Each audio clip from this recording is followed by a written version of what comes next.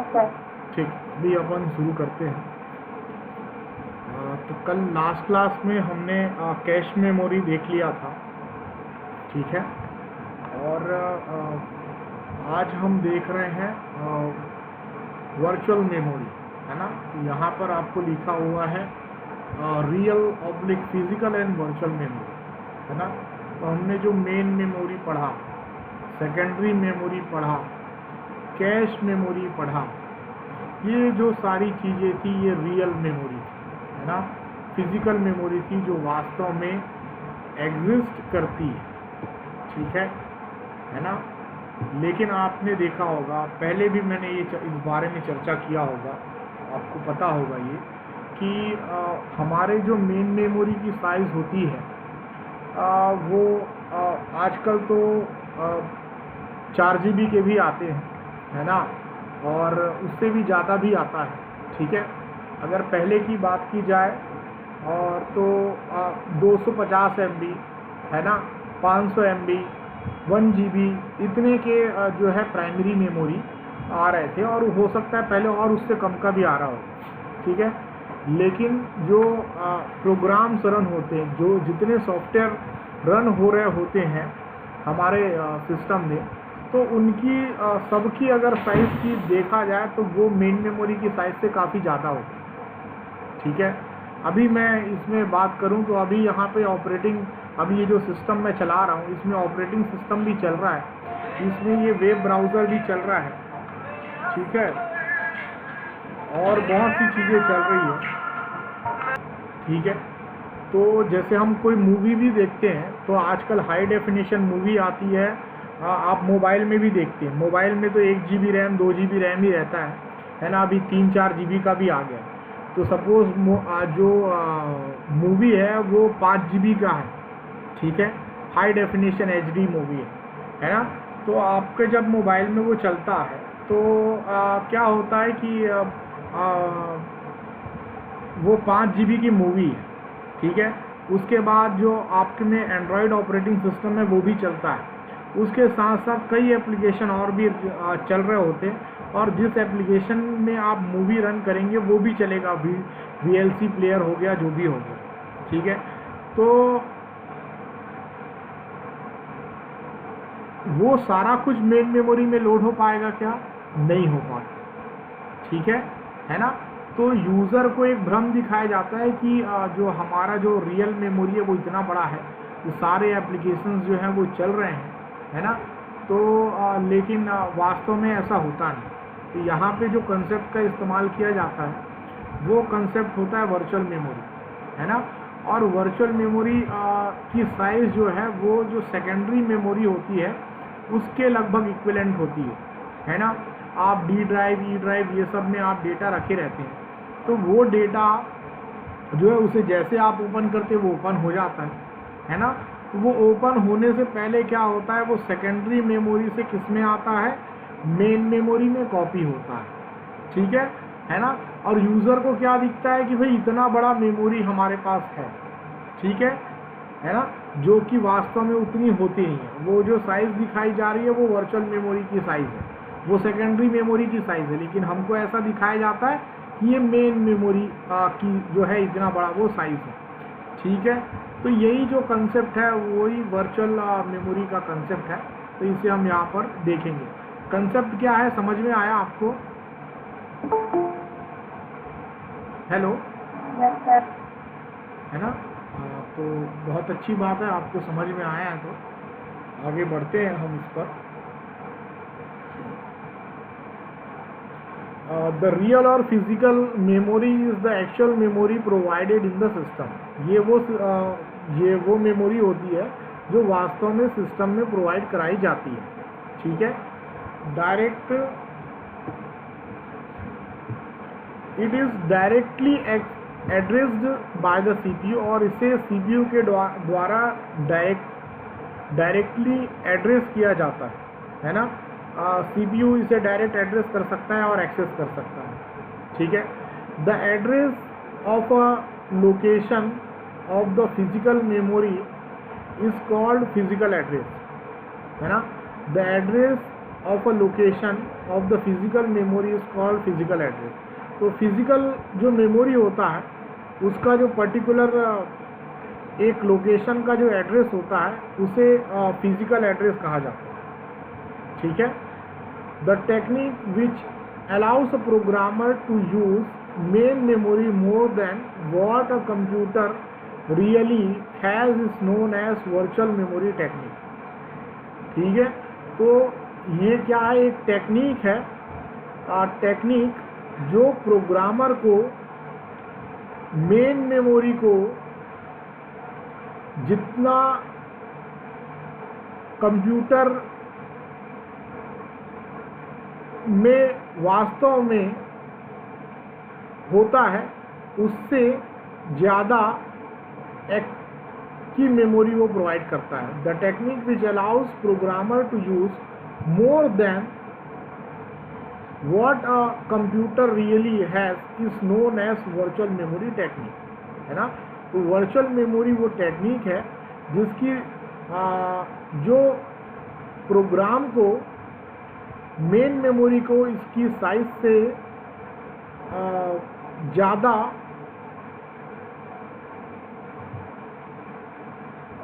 Virtual memory क्या हो गया, एक टेक्निक है जिसकी सहायता से प्रोग्राम कंप्यूटर में जितनी मेन मेमोरी उपलब्ध होती है उससे ज़्यादा वो उपयोग कर पाता है ना। तो ये टेक्निक है। ठीक है। It give the programmer an illusion that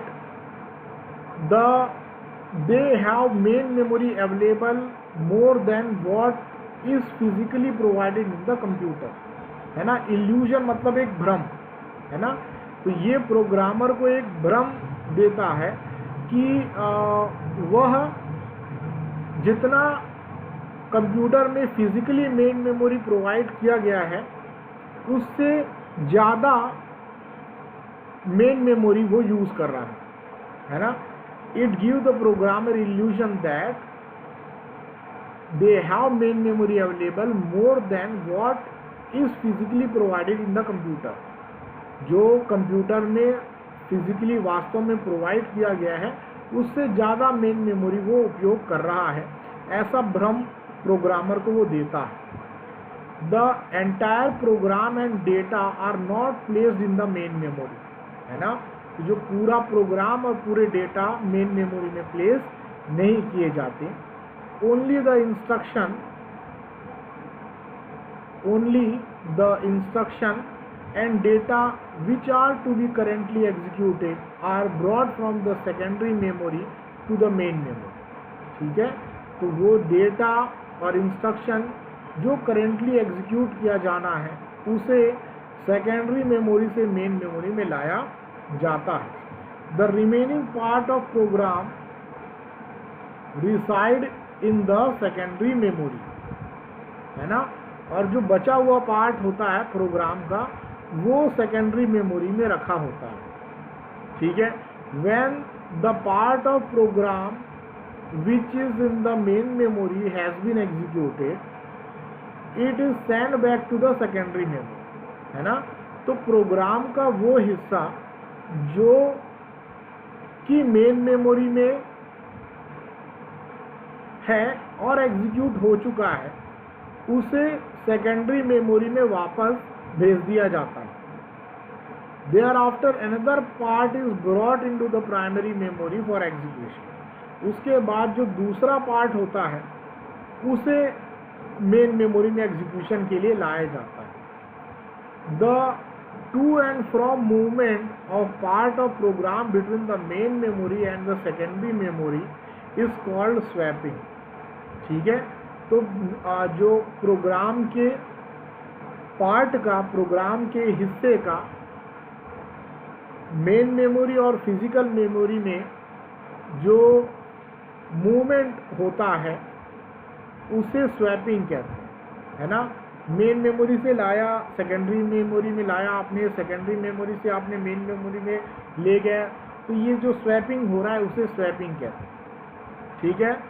using swapping technique a program requiring much large स्वैपिंग, using swapping technique, a program requiring much larger capacity than that of the main memory can be executed, है ना। तो swapping technique का उपयोग करके programme जो main memory की capacity से बहुत ज़्यादा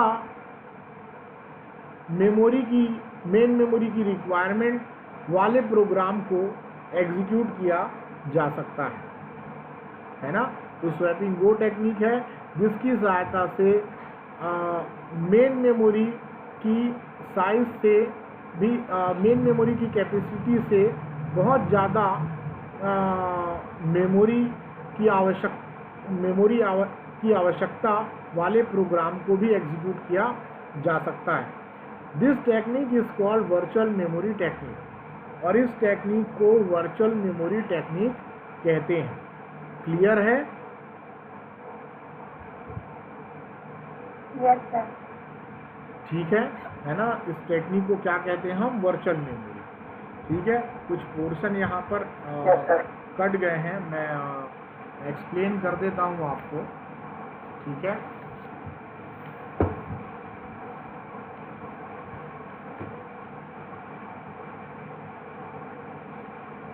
देखो कितना बड़ा है ना। वर्चुअल में जो फिजिकल मेमोरी की जो साइज़ है वो अगर 60 और 4 GB की है, तो वर्चुअल जो मेमोरी है उसकी साइज़ वहाँ पर आप 64 TB तक आप कर सकते हैं।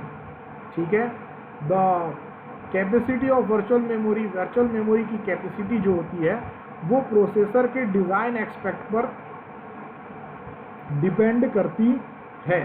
ठीक है, ऐसा है। The address which are used in the program are called logical address. ठीक है, तो यहाँ पर आप देख पा रहे हैं, यहाँ से देख सकते हैं कि जो एड्रेस प्रोग्राम के द्वारा यूज़ किया जाता है उसे लॉजिकल एड्रेस कहते हैं, है ना। जो भी हमारा प्रोग्राम रन हो रहा है तो वो जो एड्रेस यूज़ करते हैं वो लॉजिकल एड्रेस होता है। This address indicate the position of instruction and data in the program, और ये एड्रेस जो होता है वो प्रोग्राम में इंस्ट्रक्शन और डेटा के पोजीशन को इंडिकेट करता है। The logical addresses are translated into the physical address by memory management unit, है ना। तो ये जो लॉजिकल एड्रेस होता है, जो कि लॉजिकल एड्रेस जो कि प्रोग्राम के द्वारा जनरेट यूज़ किया जाता है, वो मेमोरी मैनेजमेंट यूनिट के द्वारा फिजिकल एड्रेस में कन्वर्ट किया जाता है। ठीक है, तो ये जो लॉजिकल एड्रेस होता है ना, ये एड्रेस किसका होता है? ये एड्रेस होता है वर्चुअल मेमोरी का। और वर्चुअल मेमोरी वास्तव में एग्जिस्ट करती है क्या? नहीं करती। करती है क्या, बताओ? वर्चुअल मेमोरी वास्तव में एग्जिस्ट नहीं करती, लेकिन जो प्रोग्राम के द्वारा जो एड्रेस जनरेट किया जाता है लॉजिकल एड्रेस, वो एड्रेस वर्चुअल मेमोरी का होता है। ठीक है, अब वर्चुअल मेमोरी का वो एड्रेस है और उसको क्या करना पड़ता है, लेकिन वर्चुअल मेमोरी तो है ही नहीं, तो वो जो एड्रेस जनरेट होता है उसको फिजिकल मेमोरी एड्रेस में कन्वर्ट करना पड़ता है, और वो कन्वर्ट करने का काम जो है मेमोरी मैनेजमेंट यूनिट के द्वारा किया जाता है ना। The memory management unit is placed between the processor and main memory. Memory management unit को प्रोसेसर और मेन मेमोरी के बीच में प्लेस किया जाता है। CPU generate logical address while executing the program. CPU program को एग्जीक्यूट करने के दौरान लॉजिकल एड्रेस जनरेट करता है। The MMU memory management unit receive the logical address from the processor and determine whether the logical address is present in the physical memory, है ना। और वो क्या करता है, वो एड्रेस जो है एक्सेप्ट करता है मेमोरी मैनेजमेंट यूनिट, और यह डिटरमाइन करता है कि जो लॉजिकल एड्रेस है वो क्या फिजिकल मेमोरी में एग्जिस्ट करता है। और if it is present in the main memory, और यदि वो मेन मेमोरी में एग्जिस्ट करता है तो memory management unit determine the corresponding physical address. तो उस लॉजिकल एड्रेस का फिजिकल एड्रेस जो है उसके करस्पॉन्डिंग में फिजिकल एड्रेस जो है वो डिटरमाइन किया जाता है। If the logical address is not present, है ना। अगर आपने जो एड्रेस, लॉजिकल एड्रेस जनरेट किया गया, ठीक है, और उस लॉजिकल एड्रेस का वो लॉजिकल एड्रेस अगर फिजिकल मेमोरी में एड्रेस एग्जिस्ट कर रहा है, तो वो लॉजिकल एड्रेस जो है फिजिकल मेमोरी में एग्जिस्ट कर रहा है। कहने का मतलब ये है कि वो जो लॉजिकल एड्रेस है, जिस डेटा को एक्सेस, जिस डेटा या इंस्ट्रक्शन को का वो एड्रेस है, अगर वो डेटा, वो इंस्ट्रक्शन अगर मेन मेमोरी में उपलब्ध है, तो उस लॉजिकल एड्रेस को उसके करस्पॉन्डिंग फिजिकल एड्रेस में कन्वर्ट किया जाएगा और जो रिक्वायर्ड डेटा है उसको भेज दिया जाएगा। लेकिन ये हो सकता है कि जो डेटा आप सर्च कर रहे हैं, है ना, जो लॉजिकल एड्रेस जनरेट किया गया है जिस इंस्ट्रक्शन का या डेटा का, वो अगर आपके मेन मेमोरी में एग्जिस्ट नहीं कर रहा है, तो उस समय क्या होगा, उस समय मेमोरी मैनेजमेंट यूनिट सीपीयू को इंटरप्ट करेगा, है ना। मेमोरी मैनेजमेंट यूनिट सीपीयू को इंटरप्ट करेगा। The CPU execute the service routine to bring the required information from the secondary memory to physical memory, है ना। अब ये जो सीपीयू है वो एक सर्विस रूटीन को एग्जीक्यूट करेगा जिसके द्वारा जो आवश्यक इंफॉर्मेशन है उसे सेकेंडरी मेमोरी से मेन मेमोरी में ट्रांसफ़र किया जाएगा। उसके बाद main memory determine the corresponding physical address, उसके बाद मेन मेमोरी उसके करस्पॉन्डिंग फिजिकल एड्रेस को डिटरमाइन करेगा। The detail of memory management unit will be discussed, है ना। तो ये बाद में अपन देखेंगे मेमोरी मैनेजमेंट यूनिट के बारे में डिटेल में, है ना। The logical address is also called as virtual address in a system which has provision of virtual memory. तो जहाँ भी ये लॉजिकल एड्रेस है उसे वर्चुअल एड्रेस करके भी कहा जाता है। ठीक है, समझ में आया आपको? Yes sir. है ना। तो यहाँ पर ये स्वैपिंग जो टेक्निक है वो पूरा इस्तेमाल होता है और उसके बेस पे ये वर्चुअल मेमोरी का जो कंसेप्ट है वो रन किया जाता है ना, ऐसा है। ठीक है, तो आज के लिए इतना रखते हैं अपन, ठीक है, कल आगे देखेंगे, ठीक है।